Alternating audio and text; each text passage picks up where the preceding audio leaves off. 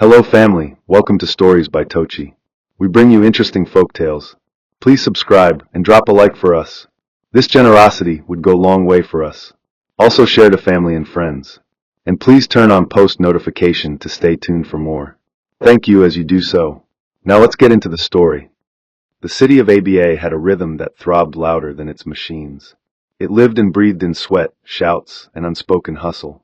In the heart of it all stood the Meridian Textiles compound, a sprawling structure of brick and steel that looked like it had swallowed generations of workers. Outside its rusting gates, traders roasted maize over open fire, commercial cyclists zigzagged through potholes like they were dodging fate, and factory staff poured in like ants to sugar.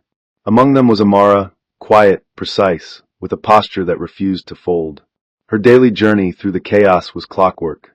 She took the same Kiki from Angwa Road, got down 2 streets from the back entrance, greeted the same security man with a nod, and walked past the same peeling wall with the faded safety slogan, "Your life is important." Her face had grown leaner over the years, cheeks hollowed by grief and labor, but her eyes never lost their fire. They burned, not with anger, but with the kind of endurance that made people uncomfortable. Her uniform was always clean, her ID card always visible.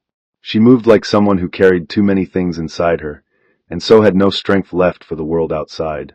Those who didn't know her thought she was cold. Those who did knew better. Amara had simply learned the art of silence, not weakness.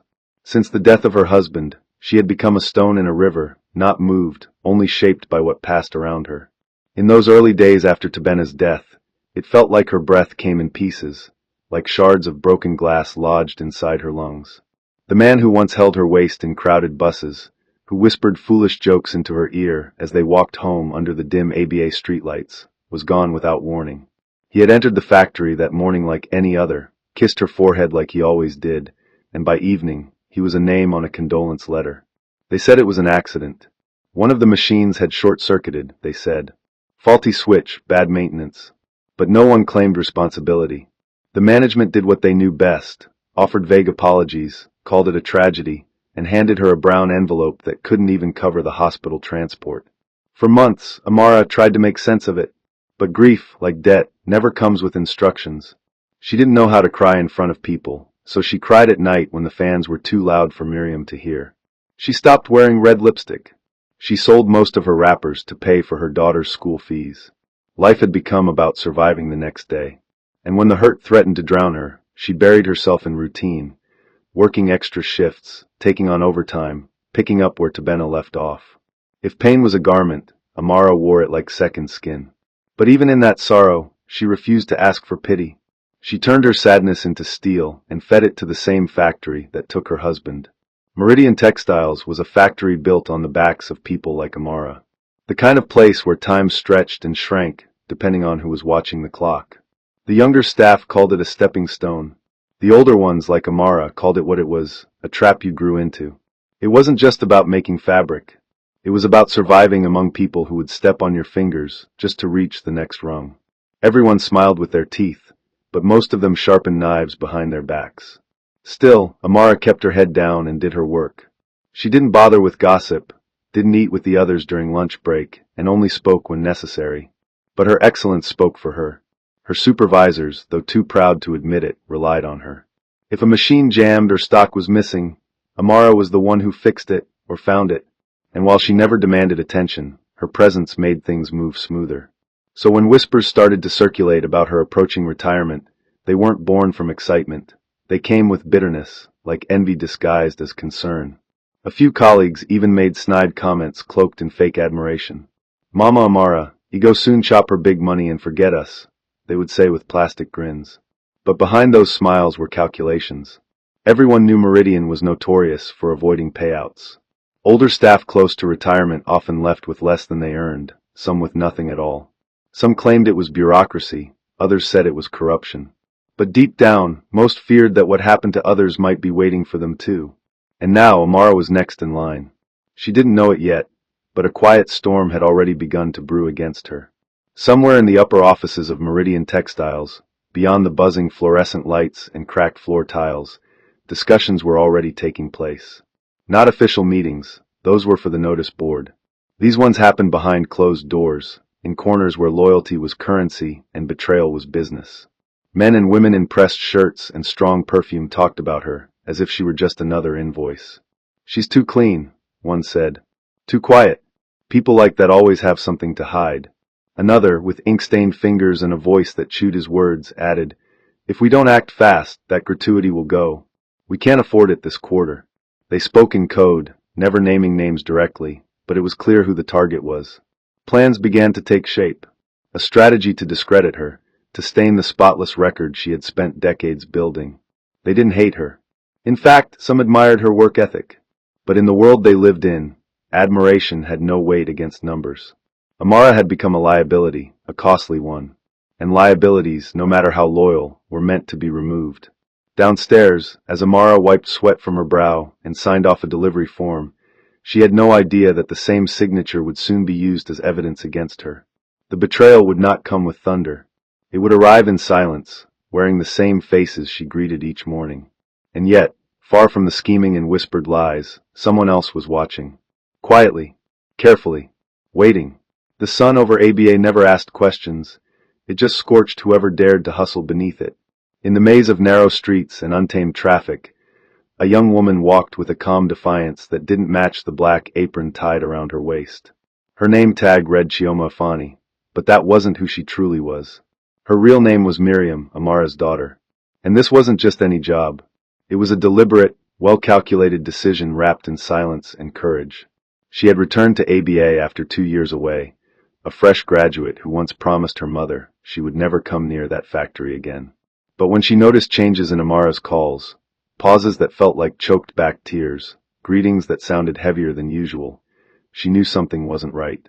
Her mother wasn't someone who wore her burdens loudly, but Miriam had grown up reading the silence in her voice like a language. So, instead of sitting behind a desk in Enugu, she took a cleaning job at Meridian Textiles under a fake identity, entering through the same side gate where Amara had walked for years. Nobody recognized her. She kept her head down, avoided eye contact, and played the part. Her face, softer than Amara's but marked with the same quiet fire, blended easily with the crowd of invisible hands who mopped floors and emptied bins. It didn't take long for her to see that something rotten was festering beneath the surface of the factory walls. Miriam noticed quickly that the air inside the staff corridors always changed when certain people walked past. Mr. Say, the HR manager, carried an authority that smelled of old perfume and intimidation. People straightened when he entered a room, not out of respect, but fear. His eyes lingered too long on people's records, especially older staff close to retirement. There was something surgical about how he treated long-serving employees, like he was always scanning for weakness. Then there was Ms. Kemi, the iron-lipped operations supervisor, whose heels struck the tiles like hammers. She never smiled unless someone else was crying. Miriam cleaned their offices twice a week, always after hours. She would sweep with slow strokes, never rushing, using her time to study everything, the layout of files, the idle gossip that drifted through open windows, the careless murmurs left behind like crumbs. One Thursday evening, as rain whispered against the metal roofing, she overheard something that made her blood chill. The office door wasn't fully closed. Inside, Mr. Say's voice, muffled yet firm, spoke words that slipped into her bones like poison. "Friday night. Locker 31. Just like we did with Nkemdi and Bala. Let Kemi plant the items, Amara's locker. Once security finds it, we escalate it. Simple." The woman beside him responded coldly, "She's been too careful. But everyone bleeds eventually. All I need is 10 minutes alone in that locker room." The conversation faded into whispers, but Miriam had heard enough. They were planning to frame her mother. Not suspect. Not question. Frame. With full intent. That night, Miriam sat alone in her tiny lodge room, lights off, fan clicking lazily as if mimicking her heartbeat. Her mother had always warned her about the world's sharp corners, but even Amara wouldn't imagine knives being sharpened so deliberately behind her back. Rage burned in her chest, but she knew this wasn't the time for emotions. Anger without strategy was a fire that burned only the holder. She pulled out her phone, opened the voice memo app, and started recording every detail she could remember from the conversation. Then she began writing everything down, dates, names, even how many steps it took to get from the hallway to the HR office. Every detail mattered. She didn't cry. She didn't panic. She planned. Over the next few days, she walked around with her ears open and eyes sharper than before. She noticed how other older staff, those who had worked 10, 15 years, carried a heaviness in their walk, as if expecting the floor to fall beneath them at any time. Some avoided questions. Others whispered when no one was looking. A name caught her attention: Matsi Jonah, a former staff member who had been escorted out 2 years ago after being accused of theft. The factory said he confessed, but the security man at the gate once told her, "The man left here like someone that had been beaten by lies, not fists." Miriam decided she would find him. But first, she needed to gather more. She started hiding small cameras using parts she ordered online, disguising them inside air fresheners and mop handles. She'd gone from cleaner to silent investigator, all to protect a mother who had no idea that her daughter was fighting battles beneath her nose. As days turned into a strange kind of waiting game, Miriam began to realize just how deep the roots of corruption ran in that place. Every evening, she watched her mother walk past her in the staff corridor, Amara never once noticing that the young girl pushing the waste bin was her own flesh and blood. It hurt to stay hidden, to see the lines on her mother's face deepening from stress and still say nothing. But she knew that revealing herself too soon would ruin everything. The people they were dealing with didn't just push papers. They pushed people out of jobs, out of dignity, out of the life they earned. They didn't play fair, so Miriam couldn't afford to play soft. She recorded conversations from the back staircase where junior staff took smoke breaks and whispered secrets. She tracked schedules, studied guard rotations, and started planting doubt in the minds of other cleaners by pretending to overhear things. She needed others to start asking questions. Slowly, she began winning their trust. Her mother, meanwhile, seemed more tired each day. The sharpness in her steps had dulled. Her voice now carried that hollow tone of someone trying not to hope too much. Then one morning, Amara came to work late and found her ID card missing from her locker. She looked shaken but still stood tall. Miriam watched from across the hallway, tears stinging her eyes, knowing full well what was coming. The storm was almost here. The trap was about to be triggered, and Amara would be the one standing in its jaws. Rain came down in quiet streams the morning the storm broke loose. It wasn't the type that battered rooftops or sent market women running for cover. It was the kind that whispered as it fell, soft and slow, soaking the ground like it knew the earth had been waiting. Amara walked into the factory gate with a headache she had carried from sleep. The day before, she had lost her ID card, a first in over 2 decades. She had searched her house, her bag, even the roadside gutter she walked past every day. Nothing. She reported it to HR, filled a form, and was told she would get a replacement in 2 days. The security guard on shift, an older man named Joseph who had known her since her first week on the job, didn't even ask for an explanation. He just waved her in like always, his expression unreadable. Amara made her way to the locker room, expecting to find her space untouched, but something in her chest tightened the moment she saw the door slightly ajar. She paused. Her name was on that locker, written in faded permanent marker from years ago. As she approached, 2 guards appeared from behind the hallway and stood in front of her. One of them, a younger man with too much cologne and not enough patience, asked her to step aside. She didn't understand until he opened her locker with a key she had never seen and pulled out 3 sealed bags, one filled with bundles of factory cash, the others containing maintenance tools registered as stolen weeks earlier. Her knees almost gave way. The hallway began to spin, not because she was dizzy, but because something in her had snapped. Her breath caught in her throat like it had forgotten the way out. Voices rose like angry steam, crowding the hallway as words spread faster than fire on dry paper. Workers passing by stopped and stared. Some looked shocked, others curious, and a few wore the quiet satisfaction of people who had been waiting for something ugly to confirm their suspicions. Amara didn't cry. Her hands stayed at her sides, fists clenched as if trying to hold herself together. The younger guard accused her directly, loud enough for everyone to hear. "We've been tracking the missing cash and tools, and now we've found them in your locker. Madam, this thing no look good at all." She wanted to scream. She wanted to explain. But her mouth stayed shut, her silence louder than any denial.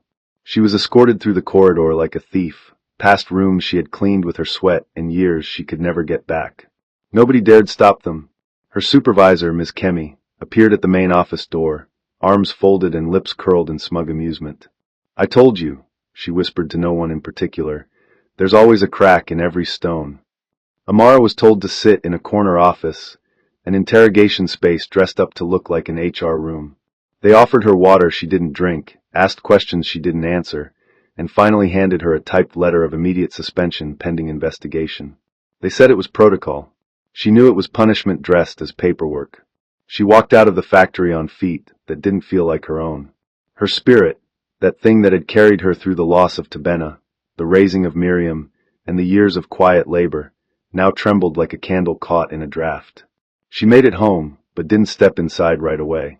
She stood at the door, clutching the suspension letter like it owed her answers. Inside the room she had worked so hard to keep together, she sat on the edge of the bed, eyes locked on nothing. Her bag was still slung over her shoulder, untouched. The fan spun slowly above her, indifferent to her collapse. It was the same room where she had taught Miriam how to spell her name, where she had cried herself to sleep after Tabena's burial, where she had prayed in silence every night for God to reward her labor. Now it felt like the walls were watching her fall apart. The betrayal didn't sting because of the false accusation. It stung because it came without warning, like a slap in a room full of smiles. Her phone rang twice. She didn't pick. On the third ring, she answered, barely saying hello. The voice on the other end was calm, familiar, and carried a strange kind of confidence. "Mummy," Miriam said gently, "I need to see you." There was a pause long enough to stretch between mother and daughter, time and memory. Amara's brows furrowed. "You sound different. Is everything all right?" Miriam exhaled softly. "I've been working at Meridian. As a cleaner. I saw everything. I heard them. They set you up, Mummy. And I have proof." Silence fell again. Then Amara, still clutching the letter, whispered, "What did you say?" Miriam didn't raise her voice. She repeated herself, slower this time. Amara closed her eyes. Not from shock, but because, for the first time in days, she could finally breathe again. There was still a thread of hope. And it had come not from the world, but from her own child. Later that evening, they sat in the room with the fan still turning above them. Amara had changed into a wrapper and sat barefoot, her shoulders slouched but her gaze focused. Miriam, seated opposite her with a worn notebook in hand, began to explain everything. From the fake name to the secret recordings, from the planted conversation to the movements she'd tracked. She laid it all out like a lawyer preparing her mother for trial. There was no anger in her tone, only clarity. Amara listened, eyes fixed on her daughter's face, hands quietly folded in her lap. When Miriam showed her the first audio file, the one where Mr. Say mentioned her locker directly, Amara flinched. Her chest rose with emotion she didn't let out. "Why didn't you tell me sooner?" she asked softly. Miriam looked down. "I needed to be sure. I didn't want to put you in more danger until I had enough." Amara nodded slowly. There was pain, yes, but also pride, silent, warm pride blooming beneath the heartbreak. She looked at her daughter not as a child anymore, but as a woman who had walked into the fire and come back with light. The plan was now simple in its difficulty. They would go to court. They would fight. They would not let this be another whispered tragedy buried beneath paperwork and shame. Amara reached out and took her daughter's hand. "We may not have power," she said, "but we have the truth. And that's more than most." Outside, the rain had stopped. The night was still. But inside that small room, something had awakened. Not revenge. Not rage. Just resolve. The quiet kind that moves mountains when no one is watching. The following week moved like a blade carving through silence. Each day carried the weight of something unsaid, yet heavy enough to slow time. Amara rose before the first hint of light and moved through the room like someone trying not to disturb her own pain. Miriam stayed close, quiet but vigilant. They no longer spoke with the ease of mother and daughter. They were now co-survivors in a battle neither of them had chosen, armed with nothing but recordings, fragments of truth, and the stubborn will to be heard.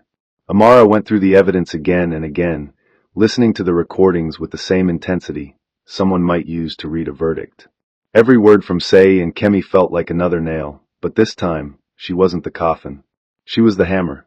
Miriam spent her evenings refining the timeline, reviewing camera placements, and reaching out to contacts through a pseudonymous email to avoid any traces linking them.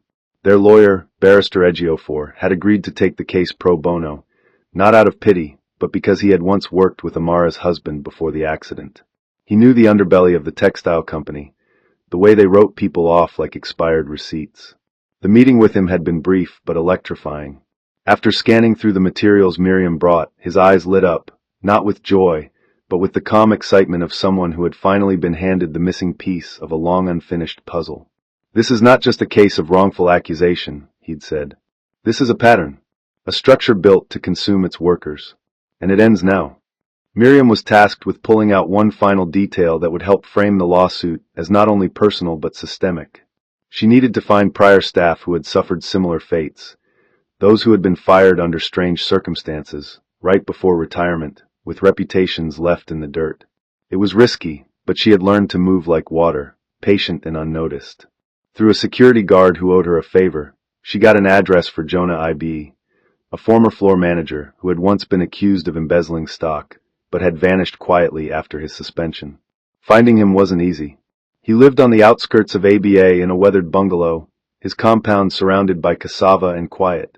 He opened the door slowly, his body leaning on a cane, his face sunken but alert. When Miriam introduced herself and explained why she was there, he looked at her for a long time, then nodded. "They didn't just ruin my job," he said, voice low like the wind before a heavy rain. "They ruined my name." He invited her in and told her the story piece by piece. How false records had been filed, how 2 of his assistants disappeared after being forced to sign false testimonies, and how his attempt to fight back was buried under paperwork and threats. He showed her a crumpled file he had kept for years, one that contained copies of memos, backdated reports, and an unsigned letter of confession allegedly written by him. Miriam took photos of everything. As she stood to leave, Jonah placed a hand on her shoulder. "Tell your mother she's not mad. They do this. They've always done this. But maybe now someone will finally listen." She thanked him and walked back into the heat, her chest heavy with purpose and quiet rage. Back at the house, Amara was staring at the ceiling as though it might fall. She had received a letter from the factory that afternoon, a formal termination notice. It was clean, professional, and polite in the way that only cruelty can be when dressed in legality. They thanked her for her service. They wished her well. They stated clearly that all benefits would be withheld pending investigation.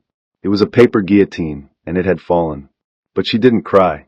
She read it 3 times, folded it neatly, and placed it beside the other documents Miriam had compiled.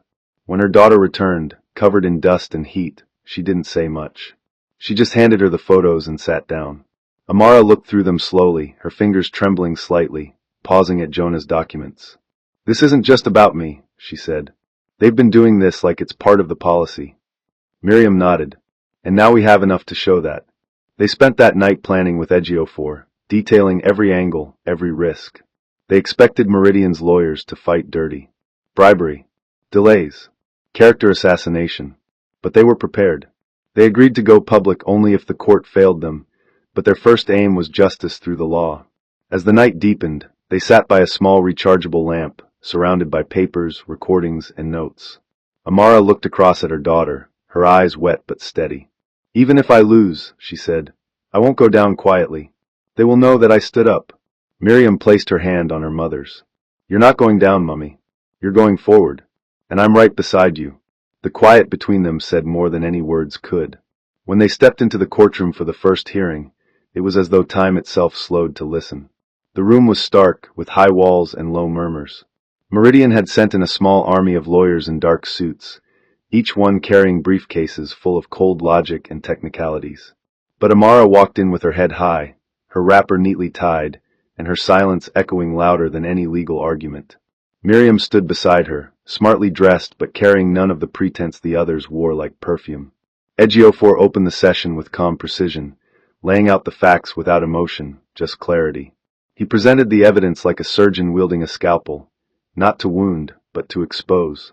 The recordings played clearly, Mr. Say's voice undeniable as he mapped out the setup.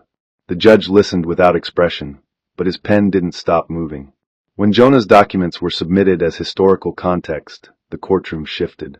There was now a pattern, a thread that connected Amara's fall to many others. Meridian's lawyers objected, called it circumstantial, questioned the authenticity of the recordings, even tried to dismiss Miriam's involvement due to her false identity. But Ejiofor anticipated every punch, deflecting with documents, timestamps, and witness credibility.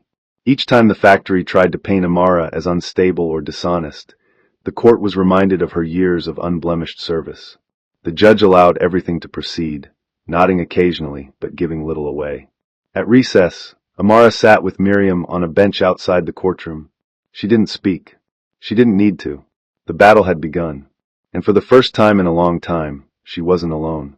The second hearing came faster than they anticipated. In the few days between court sessions, Amara hardly left the house. Not because she was afraid, she had long buried fear, but because she needed to stay close to the fragments of her life that still made sense. Miriam continued refining their evidence, fine-tuning timelines, and preparing documents with Ejiofor, who now visited them almost every evening.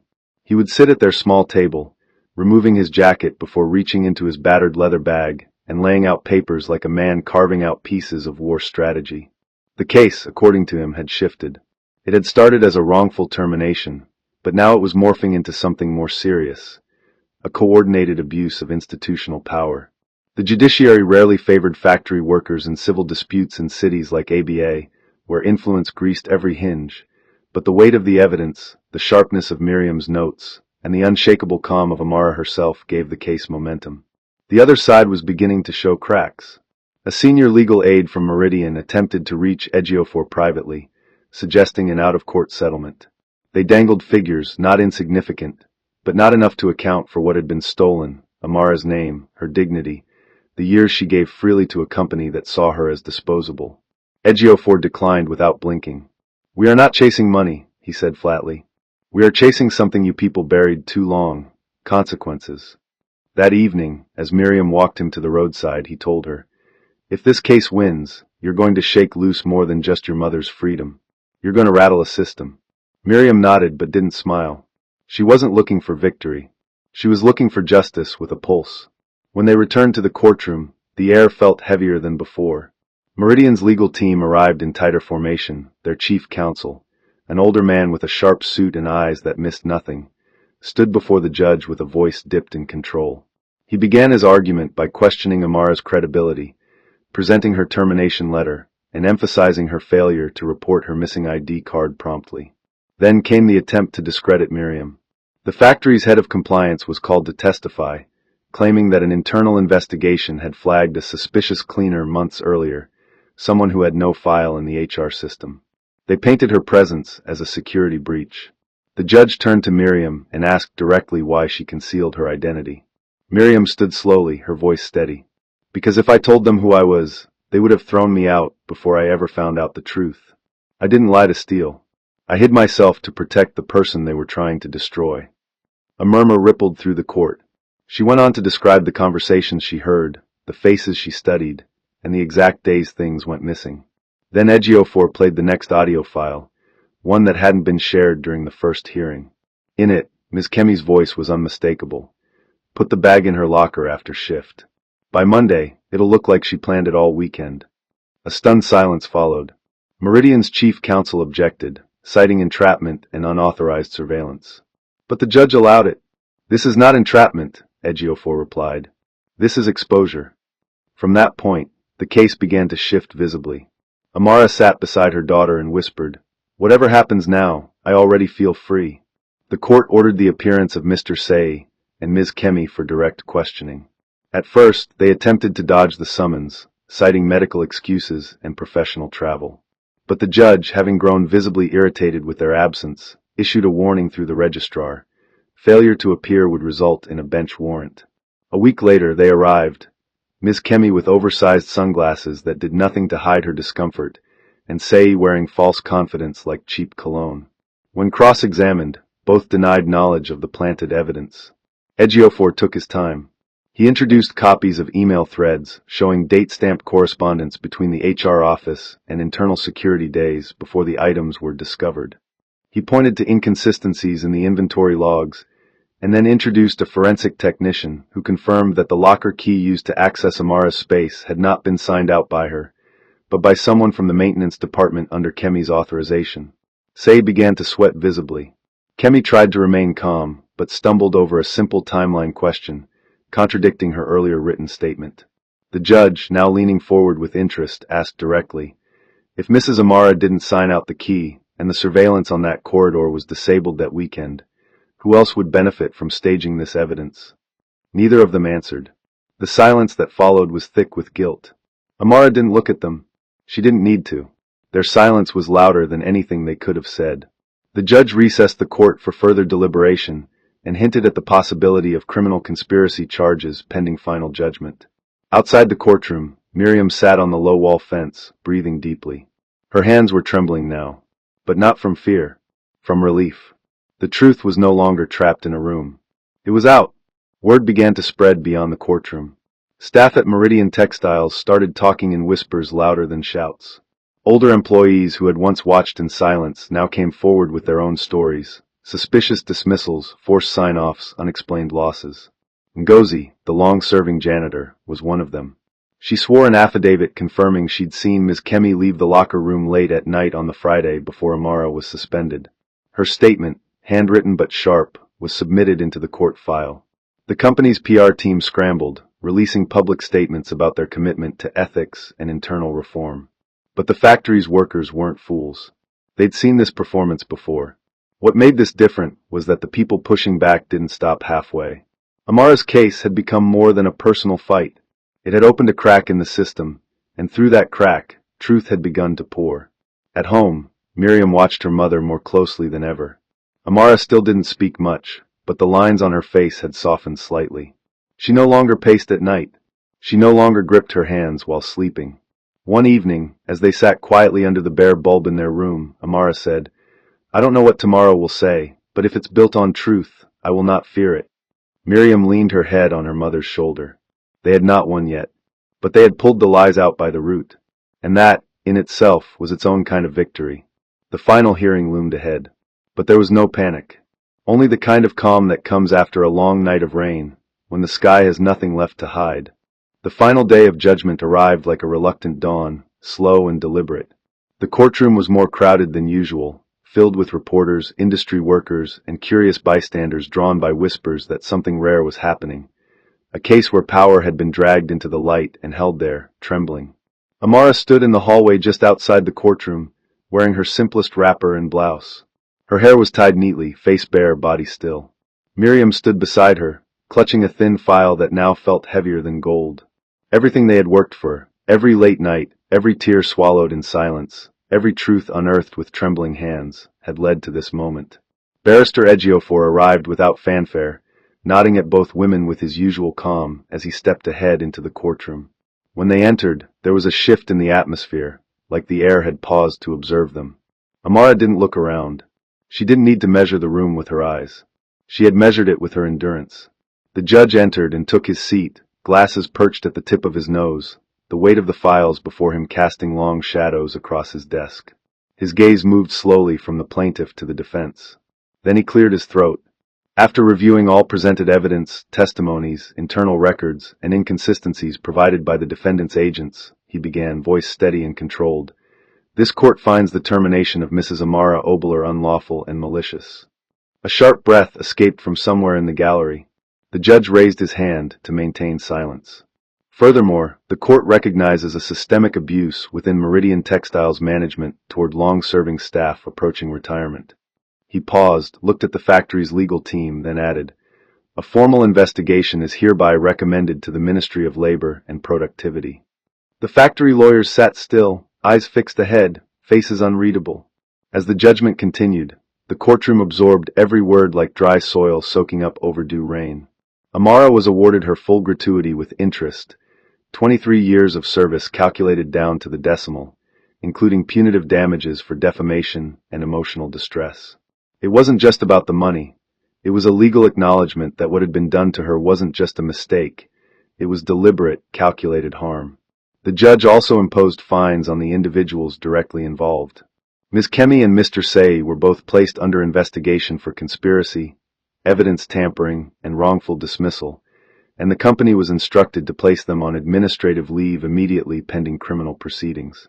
For a brief moment, time stood still inside that courtroom. The air that had once pressed heavily against Amara's chest now felt light. People began to whisper again, but this time the words were not sharp. They were soaked with surprise, even admiration. Amara still said nothing. She rose slowly when the proceedings ended, her palms flat against the wooden bench for balance. Miriam stood next to her, heart pounding like drums in a village square. As they stepped out of the court, a few older workers from Meridian approached quietly. One woman in her late 50s, eyes wet, said, "You did what the rest of us only dreamed of." Amara gave a gentle nod, no smile, no words, just acknowledgement. In that moment, she wasn't just a woman who had been wronged. She was the one who had walked through fire and emerged with her name intact. They didn't leave immediately. They stood at the courtyard steps, letting the sun warm their faces. It was still the same ABA, the same streets, the same restless noise, but to Amara, it no longer felt like a cage. It felt like she had finally taken back the key. That evening, the room was quiet again, but this time the silence carried something new. Peace, not tension. Miriam moved around folding clothes, humming under her breath, a tune her father used to whistle when fixing old radios. Amara sat by the window, her chin resting on her palm, eyes following a child outside chasing an old tire with a stick. The laughter of that child made her smile faintly. It had been so long since something small and ordinary made her smile without effort. On the table lay the court's judgment, folded neatly beside her glasses. She hadn't read it again. She didn't need to. The words had already settled into her bones. Miriam joined her by the window, both of them looking out without speaking. Then Amara turned and reached for her hand, held it with a gentle grip that said more than gratitude. "You fought for me in places I couldn't reach," she said softly. Miriam looked at her, eyes full of quiet joy. "You fought first," she replied. "All my life, I've watched you carry everything and never drop a thing. I just picked one thing up for you." They didn't say much after that. They didn't need to. The silence between them was no longer loaded with worry or strategy. It was now just the calm that follows a storm, when all that's left is to dry what can be dried and leave the rest to the sun. Later that night, Amara picked up an old album and opened to the first page. Tabena's smile stared back at her from a faded photo. She touched the corner gently, eyes misty but calm. "We didn't forget you," she whispered. "We carried on, just like you said we would." Weeks passed, and the dust settled. Meridian Textiles, now under investigation, had begun restructuring. The HR department was turned inside out, and a new external audit committee was installed.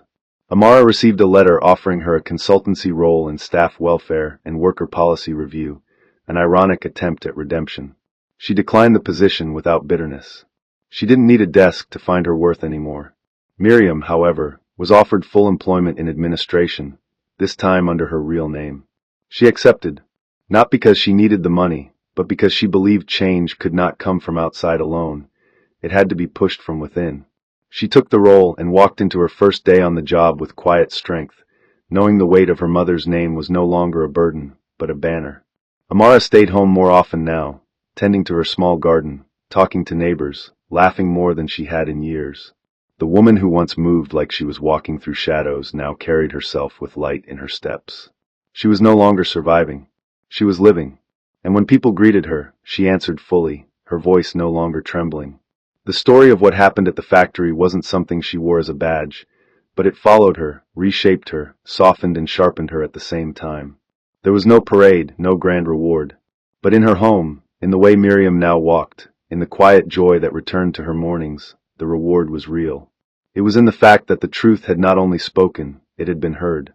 And that was more than enough. My dear listener, life will not always play fair. There are times when good people are pushed to the wall, when your silence is mistaken for weakness, and when those you serve with loyalty repay you with betrayal. But don't lose yourself. Let your integrity speak even when your voice is ignored. Keep doing right, even when right feels like the slowest road. Because truth has a way of rising, sometimes not fast, but always sure. And when it rises, it clears every lie, every trap, every false label. Hold on. Your moment will come. May every plot against your name be exposed before it lands. May the same hands that try to push you down be the ones that lift you up without knowing. Where you've been wrongly accused, may your innocence speak louder than their lies. May God fight the battles you don't even know are being planned behind you. May your labor never be in vain, and may your children rise and defend your honor like pillars of justice. May favor surround you like a shield, and may your name never be erased from the table of reward. In every place where you've been rejected, may doors open with your name already on them. You will not be put to shame. You will not leave empty-handed. Your story will end in peace, in joy, and in honor. If you believe it, shout aloud, Amen. Hope you enjoyed this interesting story. Please don't forget to like, share, and subscribe to our YouTube channel. Turn on post notifications. See you on our next story.